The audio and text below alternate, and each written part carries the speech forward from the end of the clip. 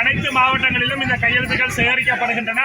தமிழினத்தை காலங்காலமாக ஆண்டு வந்த ஸ்ரீலங்கா அரசுகள் அடக்கி ஒடுக்கி எங்களுடைய ஜனநாயக உரிமைகளை மறுக்கின்ற ஒரு செயற்பாடாகத்தான் இந்த பயங்கரவாத தடைச்சட்டமும் அதை மாற்றச் சொல்லி ஐரோப்பிய யூனியன் கொடுத்த அழுத்தத்தின் காரணமாக ஸ்ரீலங்கா அரசு அதை மாற்றுகிறோம் என்று சொல்லி அதுக்கு பதிலாக ஒரு புதிய சட்டத்தை கொண்டறியினம். அது அதை விட மிக மோசமாக இருக்கு.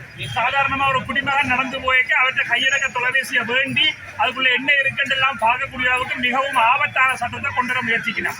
எங்கட எதிர்ப்பை காட்டுறாங்க சட்டம் வருமோ வரையிலையோ என்றதுக்கு அப்பால தமிழ் மக்களாக நாங்கள் ஒருங்கிணைந்து ஒரு தேசமாக திறந்து எங்களுடைய எதிர்ப்பை காட்ட வேண்டும். அதுக்காக முன்னெடுக்கிறோம். அதே மாதிரி புலம்பெயர் தேசங்கள் இருக்கிற எங்களுடைய உறவுகள், அதாவது இணையதளம் ஊடாகவும் இந்த கையெழுத்து சேகரிப்பு நடக்கிறது.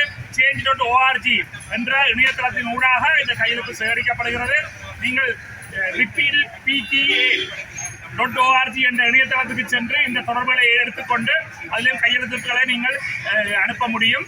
அந்த விதத்திலே அனைத்து உறவுகளை நாங்கள் அன்புரிமையோடு வடக்கு கிழக்கு தமிழ் மக்கள் சார்பிலே கேட்டு நிற்கின்றோம்.